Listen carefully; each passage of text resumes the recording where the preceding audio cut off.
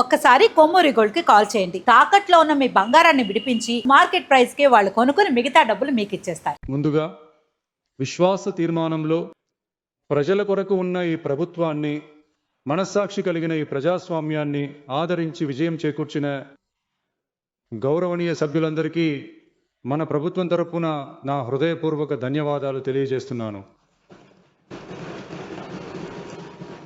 జరిగి ముగిసిన శాసనసభ ఎన్నికలలో ఏ కూటమిలోనూ లేకుండా ఒక ప్రత్యేకమైన కూటమిగా, ప్రజా కూటమిగా, ప్రజలను ప్రేమించే కూటమిగా, ప్రజలు కోరుకునే కూటమిగా బరిలోకి దిగాం.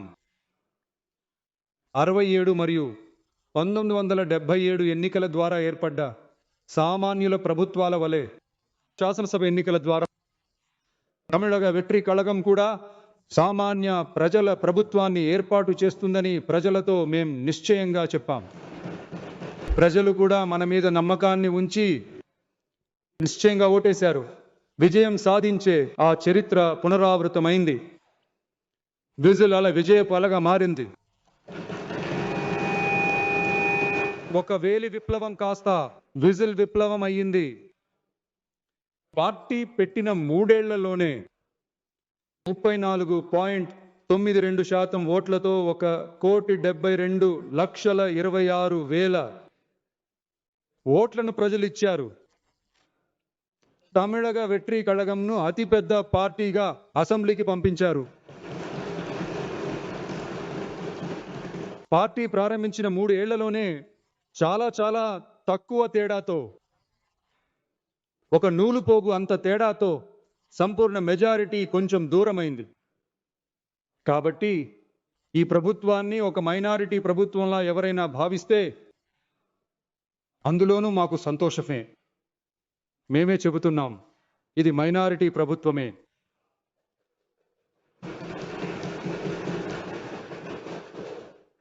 మైనారిటీ ప్రజల భద్రతను నిజాయితీగా కాపాడే ప్రభుత్వమే. అది మాత్రమే కాదు, మహిళలు, పిల్లలు, పెద్దలు, యువకులు, ప్రభుత్వ ఉద్యోగులు, ఉపాధ్యాయులు, కార్మిక వర్గాల వారితో పాటు ప్రజలందరి కోసం ఏర్పడిన ప్రభుత్వమే ఇది. ఆ నమ్మకం అందరిలోనూ కలగడం వల్లే ఈ విశ్వాస తీర్మానంలో అది నిరూపితమైంది. ఈ సమయంలో ఈ సభలో మన ప్రభుత్వం తరపున కొన్ని హామీలు ఇవ్వాలనుకుంటున్నాను. సిద్ధాంత నాయకులు తందై పెరియార్, పెరుంతలైవర్ కామరాజర్, అన్నల్ అంబేద్కర్, వీరమంగై వేలునాచియార్, ప్రజాసేవకురాలు అంజలై అమ్మాళ్ వంటి వారి మార్గదర్శకత్వంతో ఈ ప్రభుత్వం మనస్సాక్షి ఉన్న ప్రజాస్వామ్యాన్ని ఇస్తుందని హామీ ఇస్తున్నాను. సామాజిక న్యాయం, సమాన న్యాయం, సమాన అవకాశాలతో, నిజమైన దృఢమైన ప్రజాస్వామ్యంతో, లౌకిక సామాజిక న్యాయ సూత్రాలతో ఈ ప్రభుత్వం నడుస్తుంది. అందులో మార్పు లేదు. మన యొక్క ఈ ప్రగాఢమైన విశ్వాసాన్ని మనస్ఫూర్తిగా నమ్మి ఓటు వేసినటువంటి అన్ని ఉద్యమాల నాయకులకు, ఆ ఉద్యమాలకు చెందిన గౌరవనీయ సభ్యులకు మళ్ళీ నా ధన్యవాదాలు తెలియజేస్తున్నాను. ఏ మతమైనా సరే అది మన మతమే. ప్రజలందరూ మన ప్రజలే. ఇందులో ఓటు వేసిన వారు, వేయని వారు అనే వివక్ష అనేది అస్సలు ఉండదు. ఇది అందరి ప్రభుత్వం. ఇది సామాన్యుల కోసం ఉన్న ప్రభుత్వం. ఇది కులమతాల హద్దులను దాటిన ప్రభుత్వం.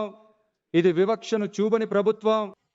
ఇది సంస్కృతిని కాపాడే ప్రభుత్వం, సంస్కారవంతమైన ప్రభుత్వం, రాజకీయ కారణాల కోసం ఎవరిని బాధ పెట్టని ప్రభుత్వం.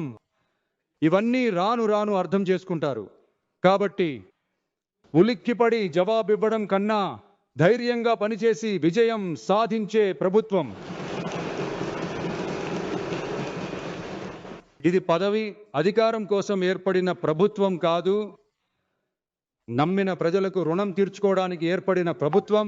అధికారం చూపి బెదిరించదు, అందరినీ హక్కున చేర్చుకునే ప్రభుత్వం. ఎవరిపైన ద్వేషం చూపని ప్రభుత్వం, అందరినీ ప్రేమించే ప్రభుత్వం. మాకు ప్రజలే ముఖ్యం, ప్రజా సంక్షేమం మాత్రమే ముఖ్యం. అదే మా ఏకైక వైఖరి. కాబట్టి మనసాక్షి ఉన్న ప్రజాస్వామ్యానికి మద్దతిచ్చిన అందరికీ మరోసారి నా ధన్యవాదాలు.